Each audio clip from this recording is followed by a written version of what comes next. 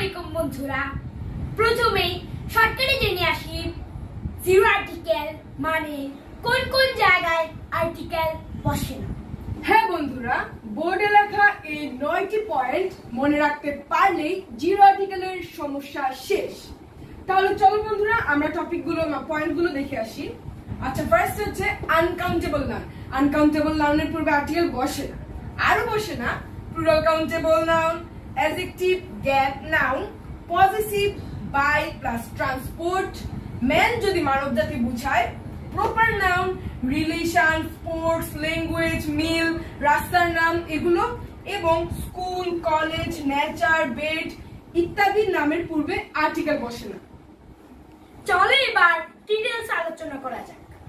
ওকে বন্ধুরা, আমরা প্রথম পয়েন্টটা দেখেছিলাম আনকাউন্টেবল নাউনের পূর্বে আর্টিকেল বসে না। আমরা এটাকে এক্সাম্পলের মাধ্যমে ক্লিয়ার করে নিই। জারির is dash attentive to his lessons.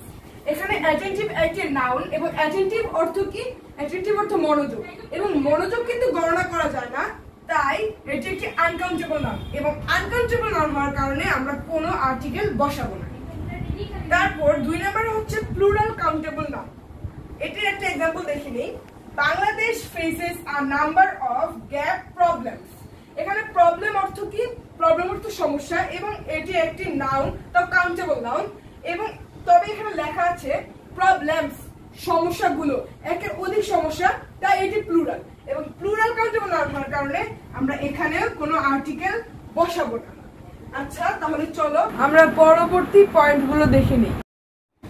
দেখো, 3 নাম্বারটাতে ছিল অ্যাডজেক্টিভ এবং নাউনের মাঝখানে কখনোই আর্টিকেল বসবে না। এক্সাম্পলটি হলো Zubair is a good gap boy. বয়টি কিন্তু সিঙ্গুলার কাউন্টেবল নাউন, এই কারণে এখানে আর্টিকেল হওয়ার কথা, তবে এখানে যেহেতু গ্যাপের পূর্বে অ্যাডজেক্টিভ গুড আছে, তাই এখানে কোনো আর্টিকেল বসবে না।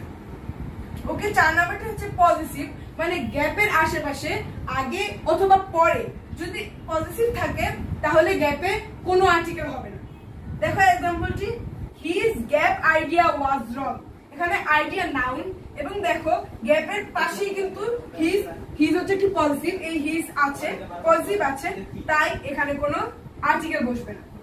আর তোমরা তো জানোই পজিটিভ গুলো হলো মাই, ইয়োর, হিজ, হার, ইটস, দেয়ার, এগুলো হচ্ছে পজিটিভ। তারপরে 5 নাম্বারটা দেখো, বাই এবং ট্রান্সপোর্টের মাঝখানে আর্টিকেল বসে না। যেমন I went there by gap bus. এখানে বাই আছে গ্যাপের পূর্বে, এবং বাস কিন্তু এক প্রকার ট্রান্সপোর্ট, তাই এখানে যেহেতু গ্যাপের পূর্বে বাই এবং গ্যাপের পরে ট্রান্সপোর্ট আছে, এখানে কোনো আর্টিকেল হবে না। তারপরে 6 নাম্বারে দেখো, ম্যান মানে ম্যান যদি মানব জাতি বুঝায় তাহলে এর পূর্বে আর্টিকেল বসবে না।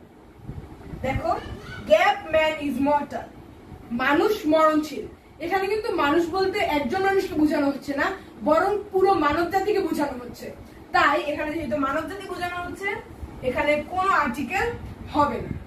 7 নাম্বার পয়েন্টটিতে বলা ছিল প্রপার নাউনের পূর্বে আর্টিকেল বসে না। এক্সাম্পল গুলোর মাধ্যমে আমরা এটা ক্লিয়ার করে নিই। My name is gap Watin. Watin singular countable noun হওয়া সত্ত্বেও যেহেতু এটা প্রপার নাউন, এখানে কোনো আর্টিকেল বসবে না।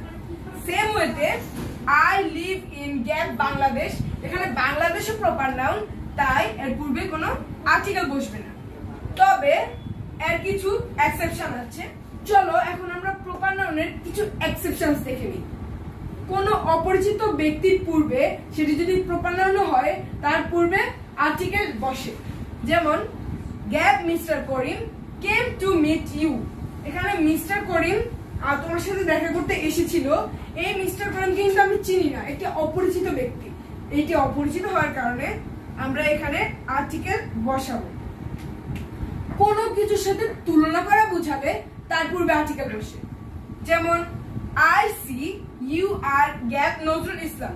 নজরুল ইসলাম কিন্তু একটি প্রপার নাউন, এর পূর্বে আর্টিকেল বসার কথা না, কিন্তু দেখো এখানে ইউ আর গ্যাপ নজরুল, তুমি কিন্তু নজরুল না, তোমাকে আমি নজরুলের সাথে তুলনা করছি, এটাকে তুলনা করার কারণে আমরা এখানেও আর্টিকেল বসাবো।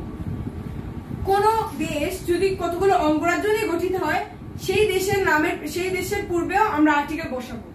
যেমন Samia went to gap USA. USA কিন্তু কতগুলো অঙ্গরাজ্য নিয়ে গঠিত এবং এগুলো যেহেতু অঙ্গরাজ্য নিয়ে গঠিত, আরো আছে ইউকে এটসেট্রা, এগুলো অঙ্গরাজ্য নিয়ে গঠিত, তাই কারণে আমরা এর পূর্বে আর্টিকেল বসাবো। পরবর্তী পয়েন্টটি দেখো, রিলেশন, স্পোর্টস, ল্যাঙ্গুয়েজ, মিল, রোড, ফেস্টিভ্যাল, ডিসিপ্লিন ইত্যাদি নামের পূর্বে আর্টিকেল বসে না। তাহলে চলো এগুলো কিরকম হয় আমরা সেটা দেখি।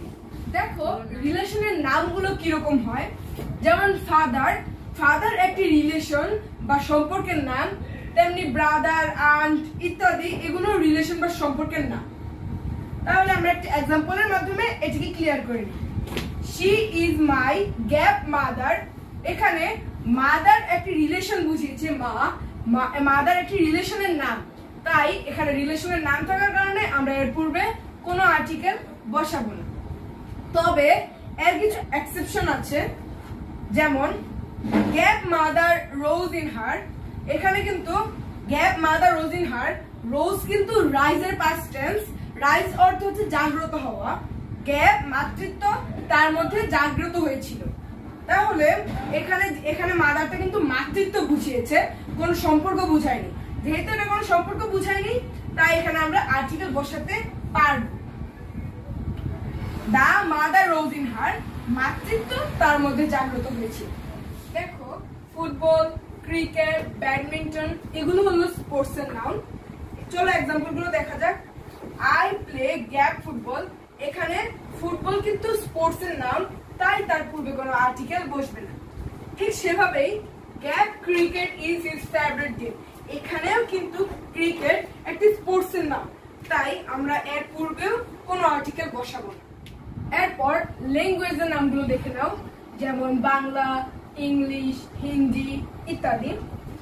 এক্সাম্পলটি হলো gap English is my favourite subject. এখানে ইংলিশটি একটি ল্যাঙ্গুয়েজ, এখানে যেহেতু ইংলিশটি একটি ল্যাঙ্গুয়েজ প্রকাশ করেছে, তাই আমাদের এখানে কোনো আর্টিকেল বসবে না। চলো আমরা এর একটি ব্যতিক্রম এক্সাম্পল দেখি, যেমন গ্যাপ ইংলিশ আর ইন্ডাস্ট্রিয়াস। ইংলিশ জাতি, গ্যাপ ইংরেজ জাতি হলো পরিশ্রমী। তাহলে এখানে কিন্তু ইংলিশটা কোনো ল্যাঙ্গুয়েজ বুঝায়নি, বরং এখানে কোনো জাতিকে বুঝিয়েছে, ইংরেজ জাতি। যেহেতু এটা কোনো জাতিকে বুঝিয়েছে, তাই আমরা এখানে আর্টিকেল বসাবো। তার মানে কি হলো, দা ইংলিশ আর ইন্ডাস্ট্রিয়াস। এখন আমরা মিলের নামগুলো জেনে নিই, যেমন ব্রেকফাস্ট, লাঞ্চ, ডিনার ইত্যাদি। একটা এক্সাম্পল দেখে নিই চলো।